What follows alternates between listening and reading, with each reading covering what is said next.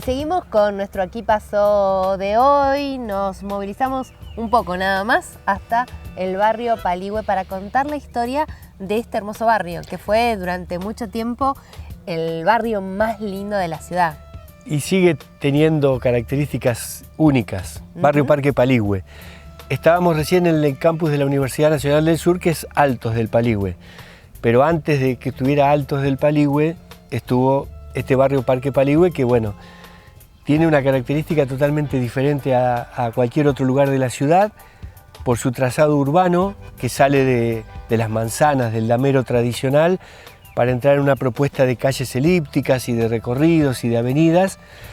Y además tiene toda una legislación que hace que los terrenos que ocupan las viviendas tengan que tener determinadas medidas, retiros, no se pueden, tienen que ser cercos vivos, es decir, un barrio parque, como la palabra lo dice, un lugar totalmente diferente. Y también que sean utilizados para viviendas unifamiliares. Viviendas unifamiliares. El origen del barrio Parque Paligüe, en realidad, el Club de Golf Paligüe es de 1940.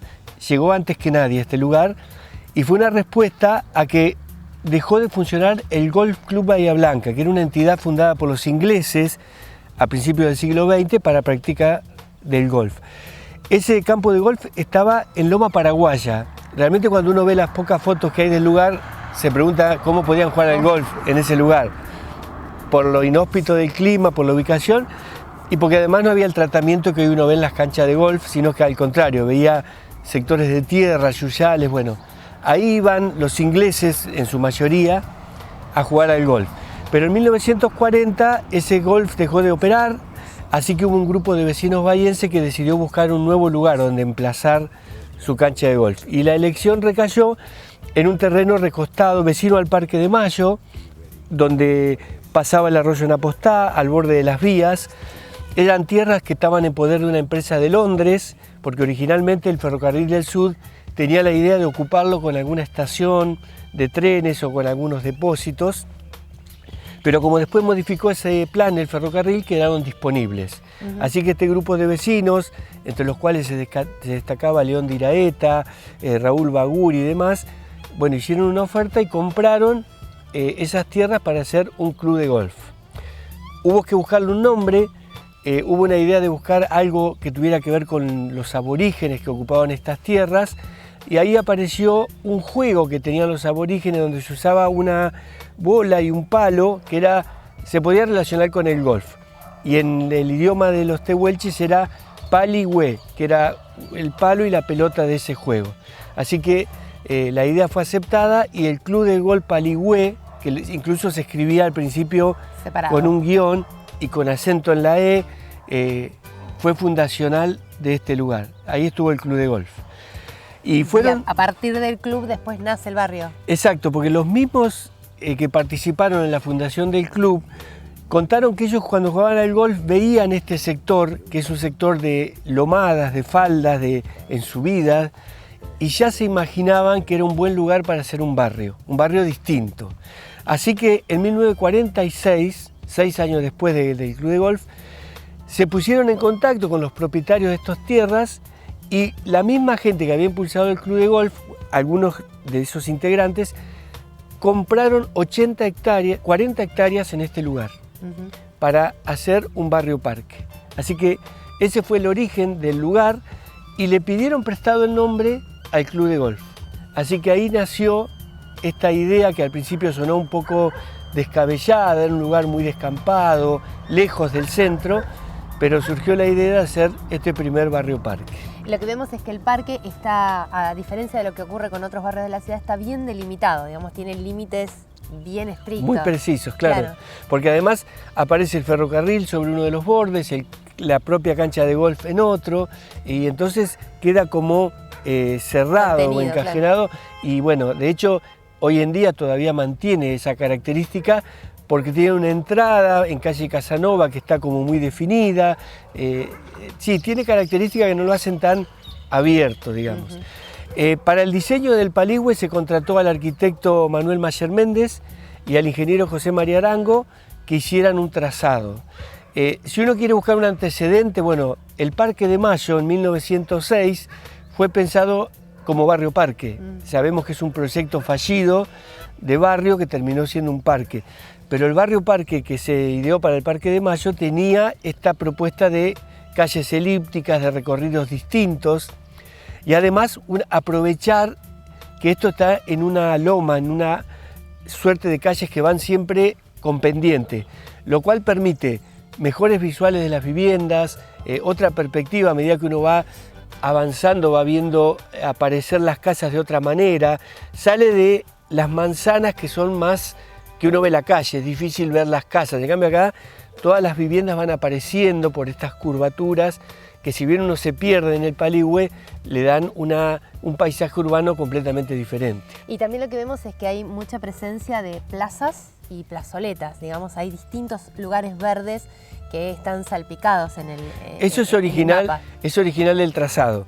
Así como cuando hablamos de Villamitre, quienes diseñaron Villamitre idearon una plaza central, en este caso también se destinaron espacios a por lo menos 3 plazas, se dejaron manzanas libres para eventualmente estar una delegación municipal, una escuela, un destacamento de policía, es decir, estuvo todo pensado para que el barrio tuviera sus propios recursos en cuanto a movimiento, servicio, claro. el movimiento diario que hacía que los que vivían en Paligüe pudieran manejarse en el día a día dentro del Paligüe. Y también, bueno, lo que tiene es una hermosa vegetación, algo será propio de esa época y otro tal vez anterior, ¿no? Sí, fue una de las primeras decisiones. Las fotos de la década del 40 que muestran este barrio, prácticamente no había árboles, no había nada. Incluso hay una foto aérea muy particular que ve el trazado de las calles elípticas, pero es todo un descampado. El primer remate de lotes de este barrio se hizo en 1947. En el Salón de los Deportes de calle Soler 444. Fue uno de los primeros usos que tuvo un lugar que después iba a ser muy relacionado con el boxeo. Bueno, ahí fue la firma González Martínez a rematar los primeros 160 lotes del barrio Parque Paligüe.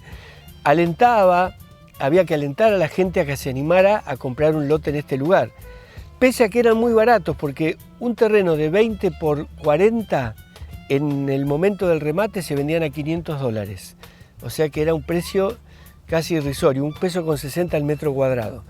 Bueno, la venta anduvo bastante bien, hubo gente interesada, sobre todo gente que después se relacionó mucho con la universidad, o sea, los primeros pobladores fue gente que tenía que ver con la cercanía que tenía la universidad de este lugar, así que tardó en venir otro tipo de clase social que después ya se hizo más relacionada con una clase social alta o de más poder adquisitivo que derivó en una arquitectura ya más ambiciosa, ¿no? Y sí, uno lo puede ver también, esas marcas están en la arquitectura porque uno ve algunas casas que son fundacionales de Paligüe, son casas más sencillas que otras que vinieron después. Sí, de todas maneras siempre hubo una idea de que la arquitectura iba a tener un rol importante.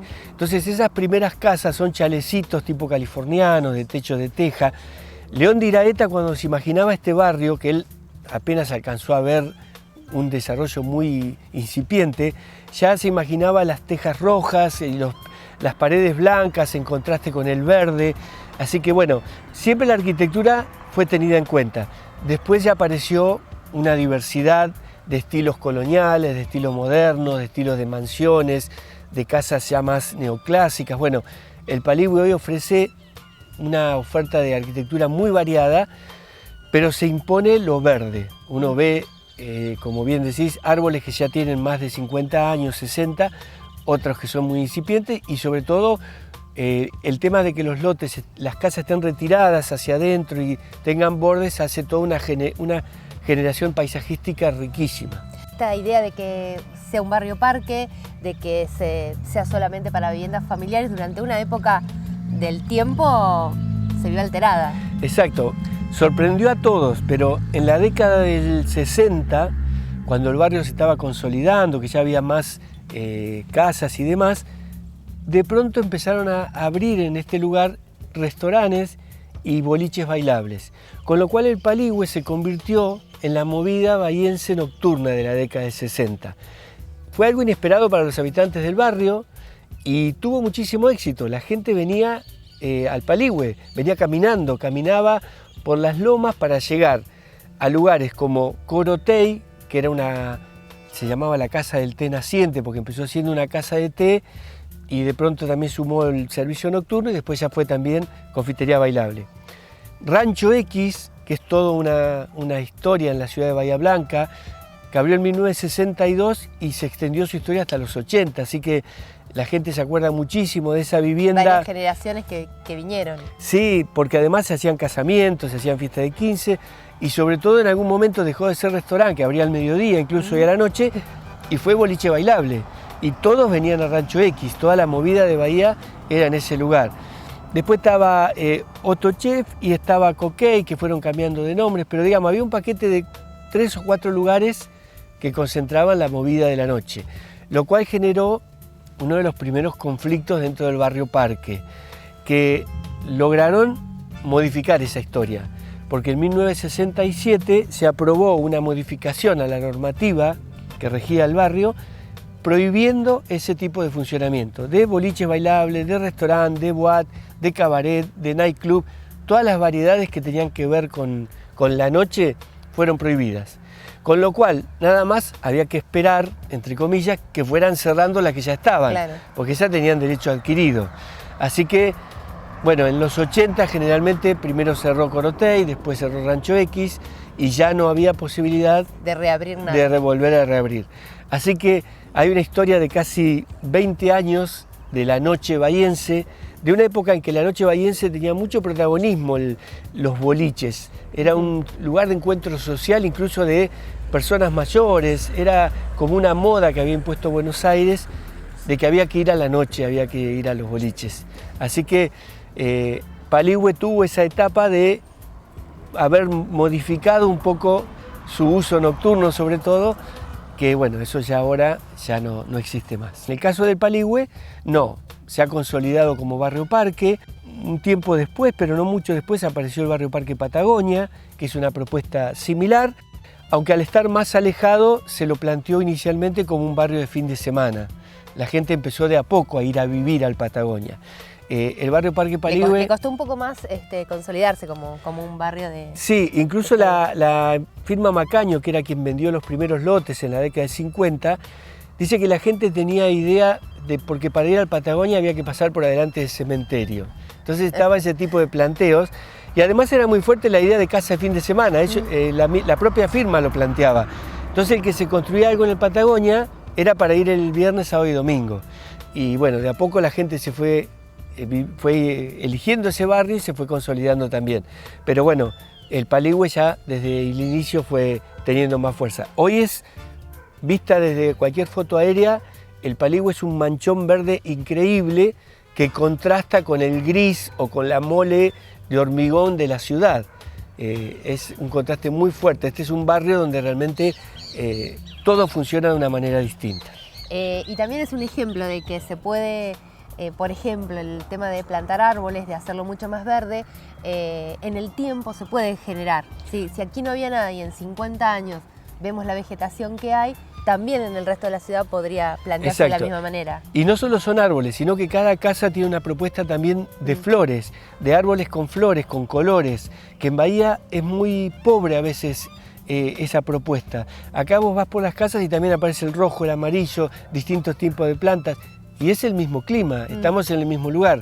A lo mejor le prestan más cuidado, más atención y además se arriesgan a decir, bueno, en Bahía también se puede generar una propuesta verde a pesar de un clima que es más bien seco, el viento, que genera a veces ciertas dificultades, pero sí, es una prueba contundente de que se puede generar algo distinto. Y hasta aquí llegamos hoy con estas dos historias. Volveremos la semana próxima, pero no olviden que pueden enviarnos fotos, consultas, se pueden comunicar a través de redes sociales, alguna filmación incluso que tengan, quieran saber de dónde es o que quieran contarnos alguna historia, aquí estaremos para también mostrarla. Nos vemos la semana que viene. Hasta entonces.